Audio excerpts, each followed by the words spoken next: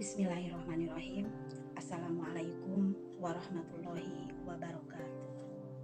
Halo semuanya, gimana kabarnya?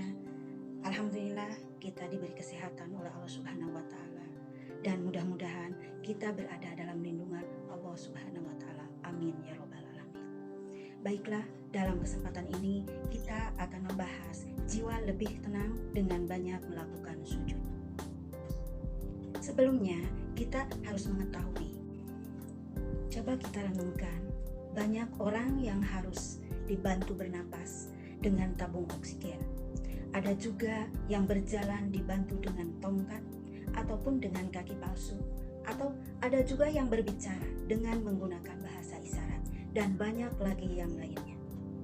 Dari contoh tadi di atas, kita semestinya bersyukur dan mensyukuri nikmat yang Allah berikan.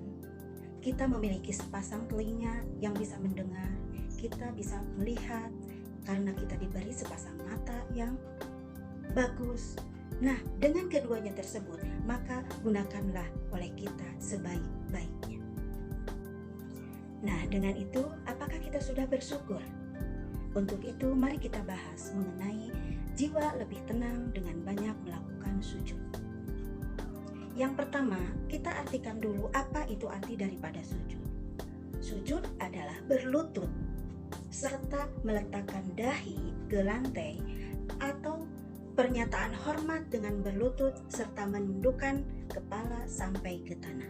Itulah yang diartikan dengan sujud. Nah, kemudian kita harus tahu ada berapa sih macam daripada sujud. Kita lihat sama-sama yuk. Yang pertama, sujud syukur. Kita artikan dulu apa itu daripada sujud syukur. Sujud syukur adalah sujud yang dilakukan sebagai perwujudan dari rasa syukur ketika seseorang mendapatkan suatu nikmat, atau kita terhindar dari bahaya ataupun musibah, ataupun bisa juga kita sebut dengan bencana, sehingga kita bisa untuk mengungkapkan dengan mengucapkan Alhamdulillahirabbil alamin. Nah, itu pun merupakan suatu ungkapan daripada sujud syukur. Tetapi bukan hanya dengan ucapan saja, kita harus melakukannya dengan suatu tindakan, di mana tindakan tersebut itu berupa sujud. Yang tadi sudah dibahas pengertian daripada apa sujud tersebut. Kemudian, apa sih dasar daripada hukum sujud syukur? Dasar daripada hukum sujud syukur itu adalah sunnah. Itu menurut hadis riwayat Abu Daud dan Tirmizi. Terus, kenapa kita harus melakukan daripada sujud syukur? Nah, ayo kita lihat kenapa kita harus melakukan daripada sujud syukur. Yang pertama, karena kita mendapatkan suatu nikmat dari Allah. Yang kedua, karena kita terhindar dari segala bahaya ataupun musibah. Kemudian, bagaimana sih cara melakukan daripada sujud syukur? Yang pertama, kalau misalkan kita mau melakukan daripada sujud syukur, yang pertama lakukan kita itu apa? Kalau bisa itu harus menghadap kemana? Ke kiblat. Itu disunatkan. Terus yang kedua, niatkan untuk melakukan daripada apa? Sujud syukur. Yang ketiga, sujud seperti dalam sholat biasa, tetapi yang membedakannya adalah doanya. Apa sih doa daripada sujud syukur? Kalian bisa membaca Bismillahirrahmanirrahim, Subhanallah, walhamdulillah, wala ilaha illallah, wallahu akbar, wala haula wala quwata illa billahil aliyyil azim. Nah, setelah itu baru kita duduk kembali. Setelah duduk baru kita melaksanakan daripada salam. Kemudian kalau kita sudah melaksanakan daripada sujud syukur tersebut, kita harus mengetahui apa sih hikmah daripada sujud syukur. Hikmah daripada sujud syukur tersebut adalah yang pertama, supaya kita itu terhindar daripada sifat sombong ataupun angkuh. Yang kedua, memperoleh daripada apa? Kepuasan batin. Yang ketiga, merasa dekat dengan Allah sehingga kita memperoleh bimbingan dan hidayahnya. Kemudian apa yang keempat? Yang keempat hikmahnya adalah memperoleh tambahan nikmat dari Allah dan selamat dari siksanya. Nah, itulah hikmah daripada sujud syukur tersebut. Terus Yang kedua, macam daripada sujud itu adalah sujud sahwi. Nah, kalau sujud sahwi itu apa? Apakah sama tidak dengan sujud syukur? Tentu berbeda. Kalau sujud sahwi adalah sujud yang dilakukan karena lupa atau ragu ketika kita melaksanakan daripada sholat. Terus dilaksanakannya ini adalah 2 kali setelah membaca tahiyat akhir sebelum melakukan daripada salam. Dasar hukumnya sama seperti sujud syukur, itu disunatkan kalau menurut daripada hadis riwayat Ahmad dan Muslim. Kemudian, kenapa kita itu harus melaksanakan daripada sujud sahwi?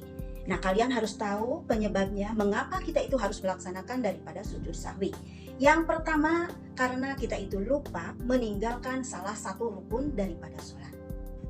Yang kedua, kita lupa atau ragu berapa sih jumlah rakaat di dalam sholat kita itu.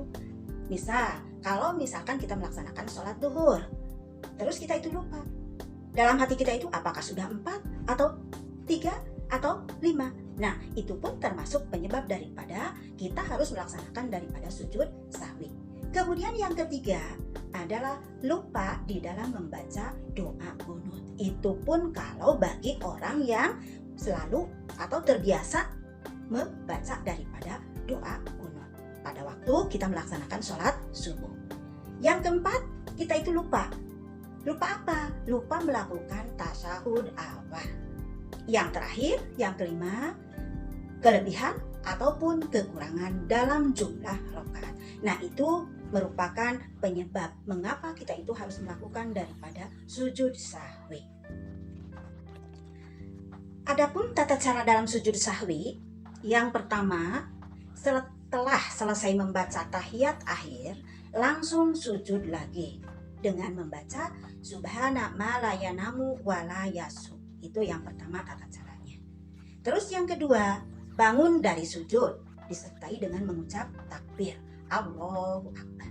Yang ketiga, duduk sebentar lalu takbir lanjut sujud lagi. Dan yang keempat adalah salam. Apa sih hikmah daripada sujud sahwi? Yang pertama, manusia tidak boleh sombong, tidak boleh angkuh, karena manusia adalah tempatnya salah dan lupa, atau bisa kita sebut dengan al-insanu mahalul khata wa nisyan. Terus yang kedua, kita diajarkan untuk bisa memahami bahwa orang lain juga bisa salah. Nah, itulah yang termasuk daripada hikmah dari sujud sahwi. Kemudian yang ketiga, ada yang disebut dengan sujud tilawah. Apa sih sujud tilawah?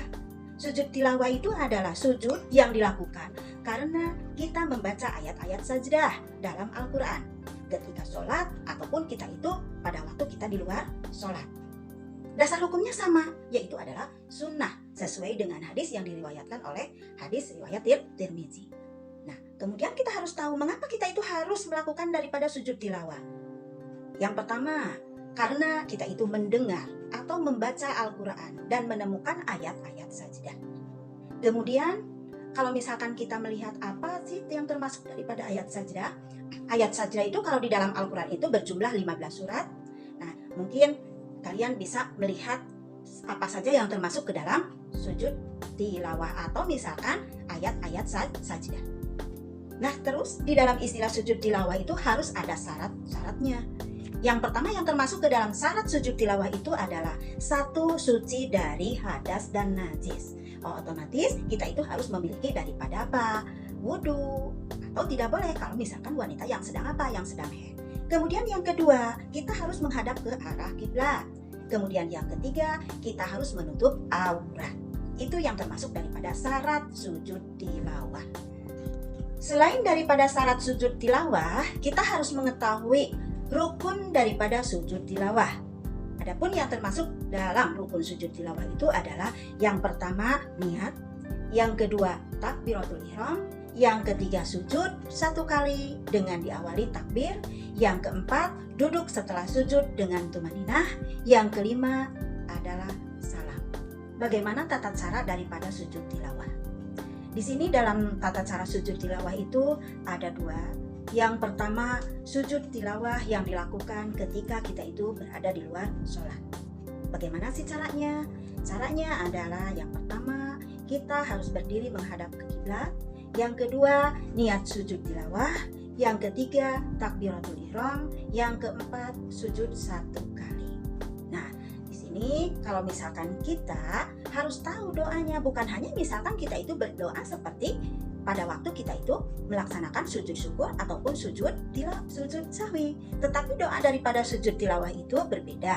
Nah, di sini ada bunyinya bagaimana cara berdoanya. Doa daripada sujud tilawah itu adalah Bismillahirrahmanirrahim. Sajada wa ziyalilladzi khalaqahu wa sam'ahu wa basyarahu bihaulihi wa quwwatihi. Nah, itu doanya untuk daripada sujud tilawah.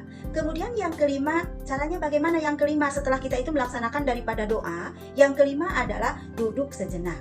Setelah itu baru yang keenam kita melaksanakan daripada salam. Nah, itulah yang termasuk ke dalam tata cara di dalam melaksanakan daripada sujud tilawah. Yang kedua, di sini ada sujud tilawah yang dilakukan di dalam sholat. Kalau tadi itu adalah sujud tilawah yang dilakukan di luar sholat. Nah, sekarang bagaimana caranya? Kalau misalkan kita itu melaksanakan sujud tilawah yang dilakukan di dalam sholat. Adapun caranya, jika kita sedang berdiri dalam keadaan kita itu sholat, ataupun kita misalkan sedang membaca ayat suci Al-Quran, kemudian kita menemukan daripada ayat sajdah, ataupun misalkan imam membaca ayat-ayat sajdah, maka kita harus langsung melakukan sujud 1 kali dengan membaca doa yang tadi atau doa daripada sujud tilawah. Kemudian setelah berdoa, kalau misalkan kita sedang melaksanakan sholat, berarti kita harus berdiri lagi, langsung melanjutkan sholat kembali. Nah, itulah tata cara di dalam melaksanakan daripada sujud tilawah. Nah, kemudian sekarang setelah kita mengetahui tata caranya, apakah ada hikmah daripada sujud tilawah? Oh, tentu itu ada. Sama seperti yang dilakukan pada waktu kita melaksanakan sujud sahwi dengan sujud syukur. Adapun di sini hikmah daripada melaksanakan sujud tilawah itu adalah 1, kita akan dijauhkan dari godaan setan. Yang kedua, lebih menghayati bacaan makna daripada Al-Quran. Yang ketiga, kita selalu mendekatkan diri kepada Allah Subhanahu wa Ta'ala. Nah, itulah yang termasuk daripada hikmah di dalam sujud tilawah. Nah, itulah yang saya bisa sampaikan. Mungkin bisa diterapkan oleh kita semua, dan mudah-mudahan apa yang disampaikan bisa bermanfaat bagi semuanya. Terima kasih. Wassalamualaikum warahmatullahi wabarakatuh.